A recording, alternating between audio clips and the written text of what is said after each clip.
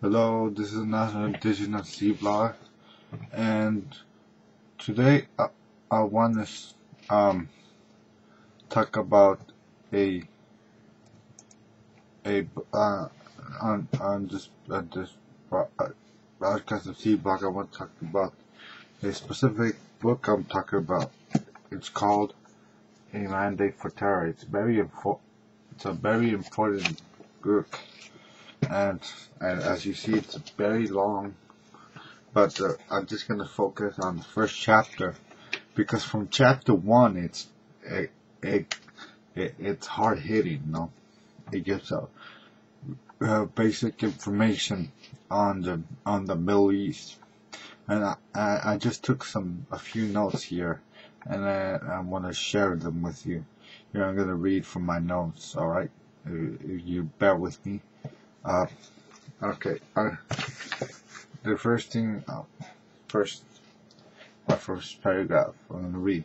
Fatah in this is from the first chapter of the book I just showed you, Mandate for Pearl, the United Nations and the PLO. That's a subtitle. Fatah in Arabic means conquest. Arafat chose to name his organization Fatah to stress the intention of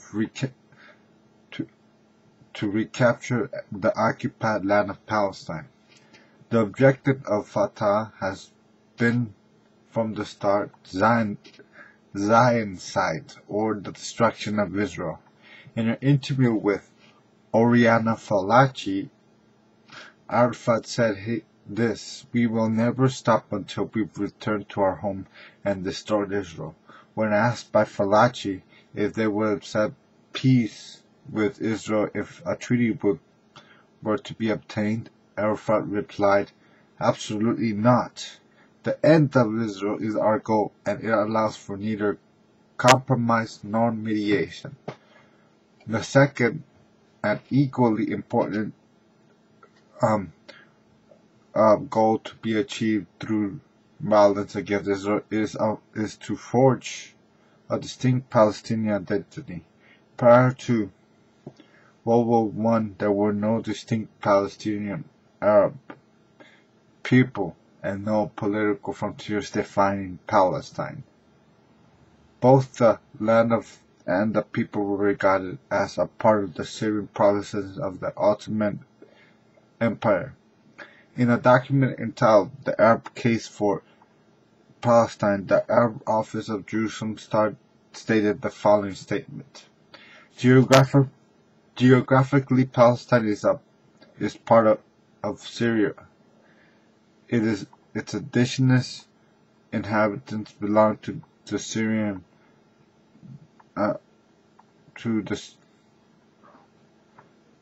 Syrian part of the Arab family of the nations.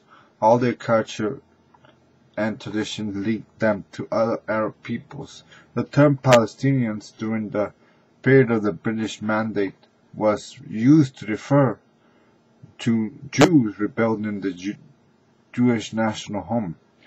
Then English non-English daily newspaper known as the Jerusalem Post was, until Israel's independence in 1948, the Palestinian Post. On May 31, 1956, Ahmed al-Shakwari, who founded the PLO 8 years later, in the UN Security Council, said that it is common knowledge that Palestine is nothing but southern Syria. When he formed the PLO in 1964, al-Shakwari omitted any specific reference to a separate Palestinian state in the covenant he wrote for the new organization. Thus, the commitment of the PLO, when founded, was to simply destroy the state of Israel. It was not to liberate the West Bank and the Gaza Strip, that under Egyptian and Jordanian rule, nor was it to establish a new Palestinian state. notice that very key that the PLO was formed 3 years before the 1967, so it couldn't be in response to the Israel taking over the West Bank or the Gaza Strip. Um, Yasser Arafat said that his mentor was the Mufti of Jerusalem, Al-Hajj Amin al-Husseini.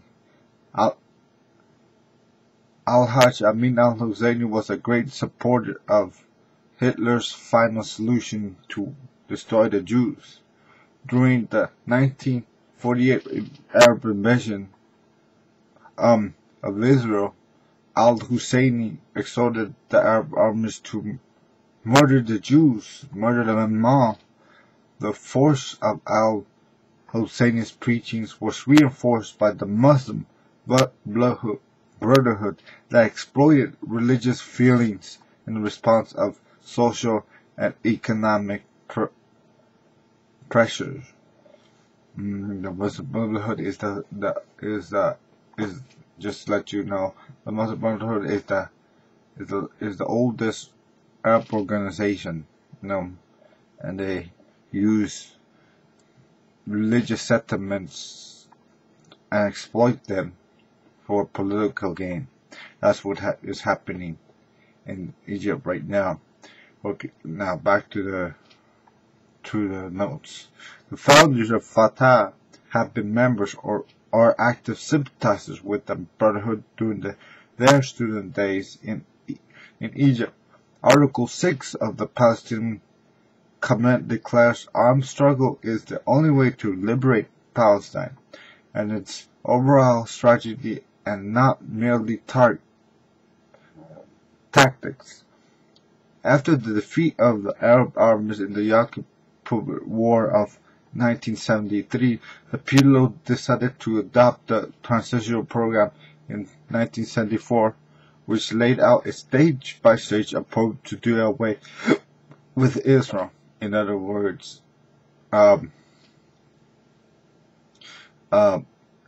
was gonna be little by little, incremental takeover of Palestine.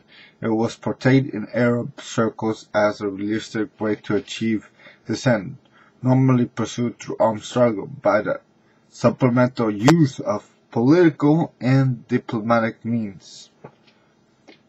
Khalid al-Hassan added, if a Palestinian state is established, it will not be established over the whole of land of Palestine. It is by the struggle that the establishment of a state over the whole of Palestine will be made possible.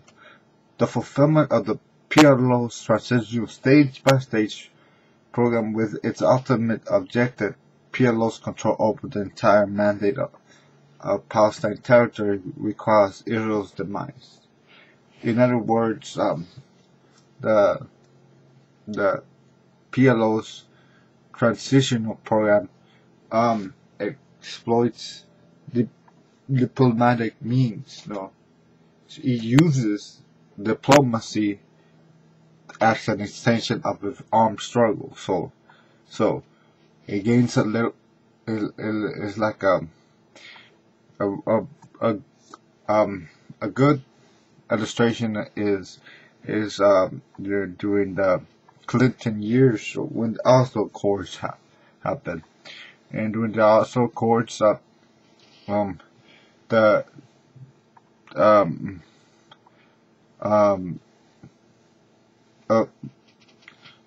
Israel was under Shimon Peres.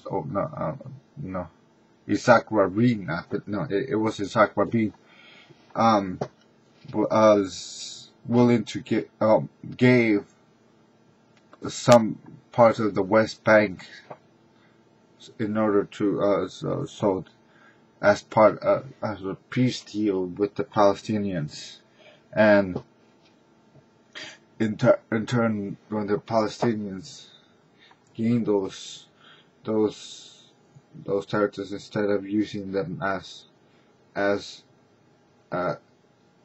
a step forward to peace, they took they exploited the new land that they could, and they launched the third intifada, which and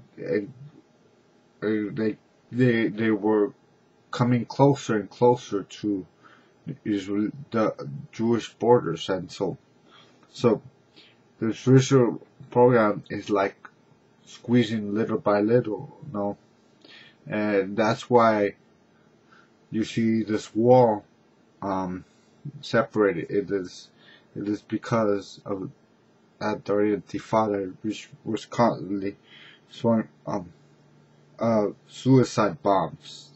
That wall had to be erected, because Palestinians used diplomatic means to enter into their previously land that was off limits to them. So it's just something to think about, and I hope you were informed. This was very informative, and I think next week, if nothing comes up, I'm gonna continue with the notes of chapter 2 of this book. Okay, God bless. I'll see you later.